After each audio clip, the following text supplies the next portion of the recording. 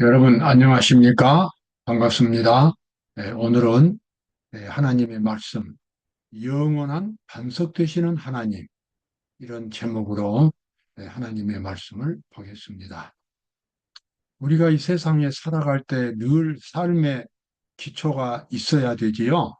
건강이 받쳐져야 되고, 경제적인 수입이 있어야 되고, 또 인간 관계에서 늘 원만한 그런 관계가 있어야 하고, 사회나 국가가 또 안정이 되어야 우리가 생활할 수 있습니다. 이런 많은 조건들이 충족이 되어야만 우리는 안심하고 살아갈 수 있죠. 그러나 성경은 우리에게 우리의 생존의 가장 근본 되시는 하나님을 우리에게 보여주고 있습니다. 그것도 육신의 눈으로 볼 수 있는 기초가 아니라 이 우주를 창조하신 거룩하신 하나님, 그 하나님 아버지께서 독생자 예수 그리스도를 이 땅에 보내주셨고, 우리와 같은 사람이 되게 하셨고, 그래서 그분은 우리의 구원자가 되셨습니다. 그래서 우리는 언제 어디서나 그 구세주이신 하나님의 독생자이신 예수 그리스도를 믿고 살아갈 수 있는 그와 같은 믿음을 갖도록 하나님께서 허락하셨습니다. 바로 그 예수님께서, 전능하신 하나님이신 예수님께서 저와 여러분의 생존의 기초가 되신다고 하는 것입니다. 그래서 우리는 그 예수님을 영원한 반석이라고 그렇게 부르고 있습니다. 자, 사도 바울은 이런 반석을 그가 발견했습니다. 그러나 무엇이든지 내게 유익하던 것을 내가 그리스도를 위하여 다 해로 여길 뿐더러, 또한 모든 것을 해로 여김은 내 주 그리스도 예수를 아는 지식이 가장 고상함을 인함이라. 사도 바울은 예수 그리스도를 알고 예수 그리스도의 정체를 파악을 했습니다. 그런 계시를 통해서, 하나님의 말씀을 통해서 바로 예수님이 이 땅에 오신 여호와 하나님이셨고, 그분이 이 세상을 창조하셨고 온 우주를 창조하시고 지키신 전능하신 하나님이라는 사실을 깨닫게 되었습니다. 그래서 그의 일생 전체를 이 전능하신 하나님께 맡길 수 있는 믿음을 사도 바울은 갖게 된 것입니다. 그래서 이 바울은 예수 그리스도를 만난 후에 예수님께 모든 것을 다 맡기며 살아갈 수 있었습니다. 그리고 예수님에 대해서 배우면 배울수록 이 세상에서는 가장 고상한 그런 지식을 얻을 수가 있었습니다. 인간이 필요로 하는 모든 것을 예수 그리스도 안에서 다 찾을 수 있다는 것을 바울은 깊이 깨달았습니다. 그래서 예수 그리스도를 아는 지식이 가장 고상하다고 말했고, 곧 이어서 또 이렇게 말하고 있지요. 그를 위하여 모든 것을 잃어버리고 배설물로 여김은 그리스도를 얻고 그 안에서 발견되려 함이니.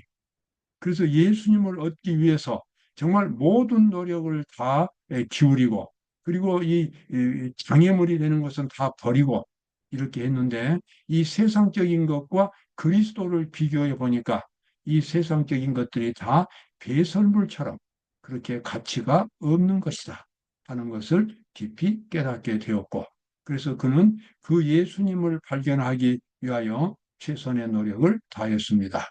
그가 어떻게 이 예수님을 깨닫게 되었는가?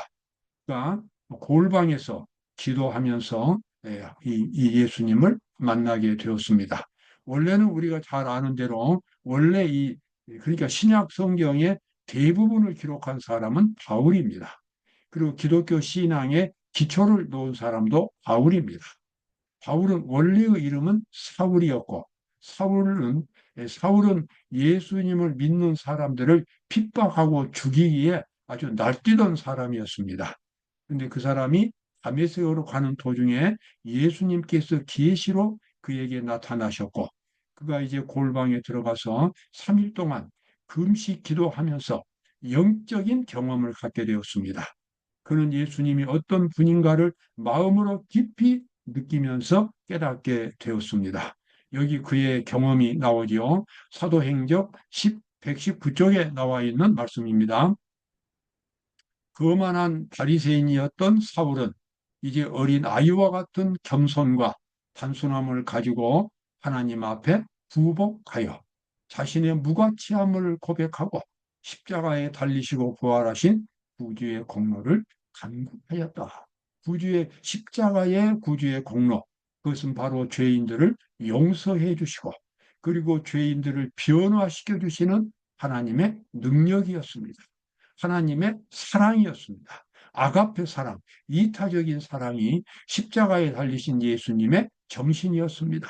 그 정신이 가장 아름답고 고상한 도덕이었습니다. 그래서 바울은 그것을 충만하게 마음속에 경험하게 된 것입니다. 3일 동안 울면서 탄식하면서 하나님께 매달렸고, 그래서 이 3일 동안이 그가 완전히 변화되어서 예수 그리스도의 정신을 충만하게 가질 수 있게 되었습니다. 그 후로 바울은 완전히 새로운 사람이 되었고, 바울의 생존의 기초는 그때부터 예수님이 되셨습니다. 참회한 바리새인의 기도는 헛되지 아니하였다. 그의 마음의 가장 깊은 사상과 감정은 하나님의 은혜로 변화되었고, 그의 고상한 능력은 하나님의 영원한 목적과 일치하게 되었다. 사도 바울은 그의 마음속 깊은 곳까지 성령의 감동하심을 받았고, 그래서 이 새로운 사람으로 변화되었습니다.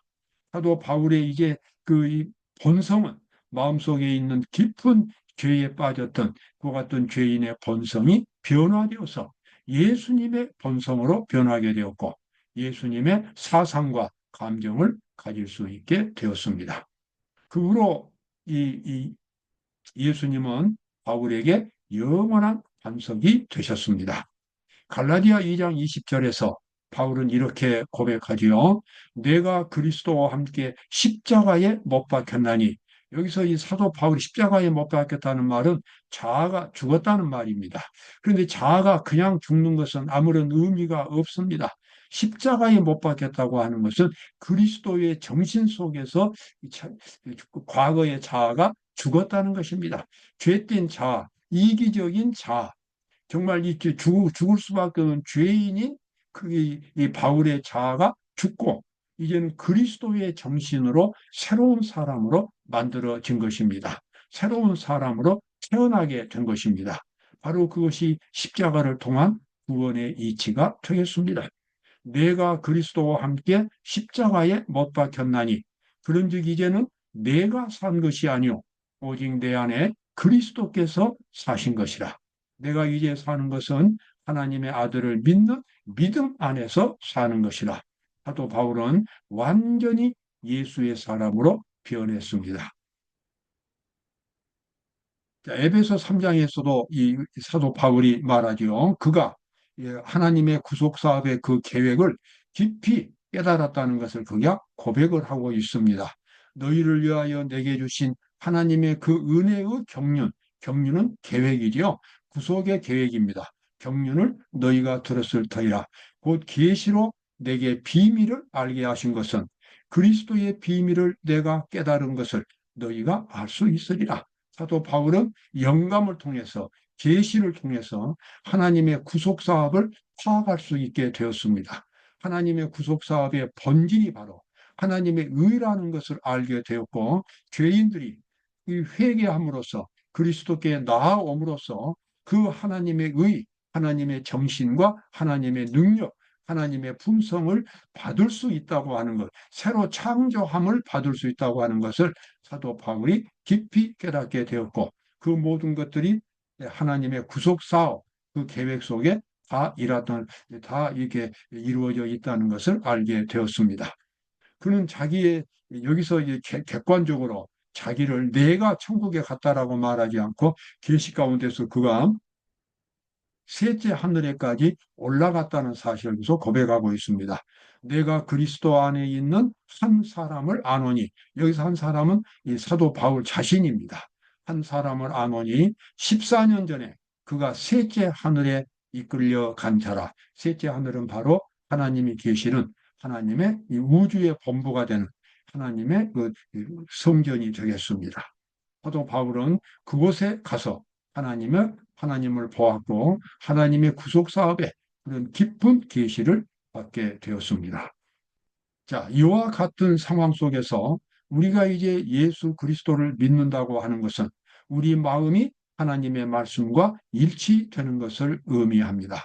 너희 안에 이 마음을 품으라.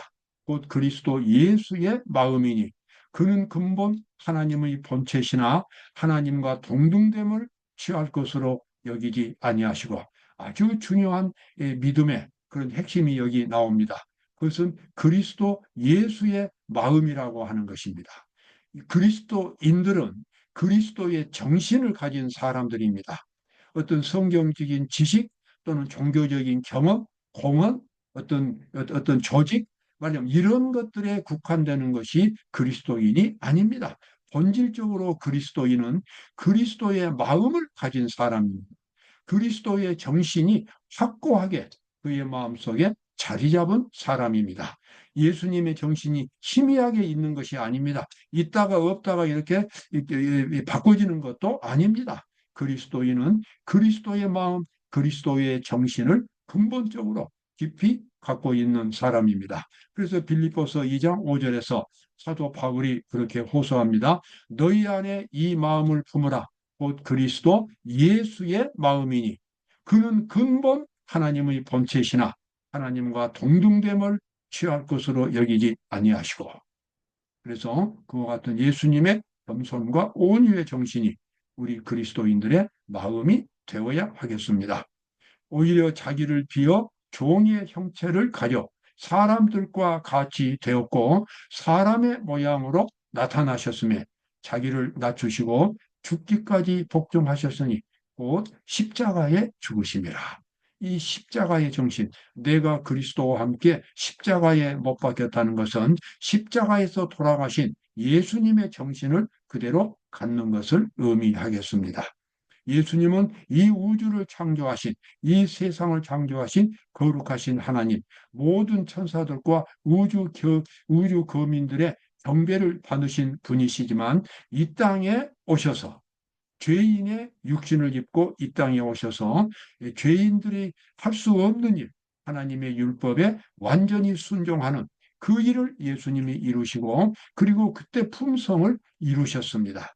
그리고 십자가에서 돌아가시면서 다 이루었다고 말씀하셨습니다.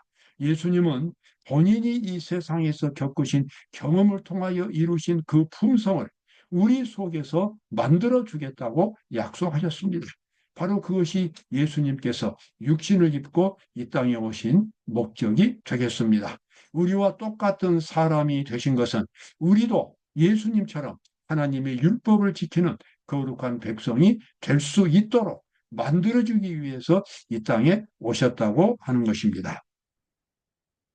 자, 예수님이 이와 같은 겸손의 마음을 가지시니까 이제 예수님은 이 우주에서 원래도 높으시고 거룩한 하나님이셨지만 이제는 구속주라고 하는 그러한 지위를 얻으시고서 다시 한번 온 우주에서 가장 높으신 분으로 존경을 받게 되었습니다. 그만큼 그분이 자기를 비웠기 때문에 자기를 비우시고 죄인의 모습으로 십자가에서 비천하게 돌아가셨기 때문에 하나님 아버지는 예수님을 가장 높은 분으로 그렇게 올리신 겁니다. 이러므로 하나님이 그를 지극히 높여 모든 이름 위에 뛰어난 이름을 주사 하늘에 있는 자들과 땅에 있는 자들과 땅 아래에 있는 자들로 모든 무릎을 예수의 이름에 꿇게 하시고 하나님 아버지께 영광을 돌리게 하셨느니라. 그렇습니다. 자기를 높이는 자는 낮아질 것이고 자기를 낮아지게 하는 사람은 높아지게 될 것입니다. 이것이 역설적인 그리스도인의 윤리가 되겠습니다. 교만한 자는 낮아지고 겸손한 자는 높아지겠습니다. 우리가 예수의 마음을 갖는다면 결코 한순간도 교만할 수 없을 것입니다. 우리가 그렇게 겸손하게 자기를 비우고 늘 다른 사람들을 위해서 봉사하는 그 같은 이 자리에 있다면 우리는 하늘에 가서 지극히 높임을 받게 될 것입니다. 순종하는 자리요.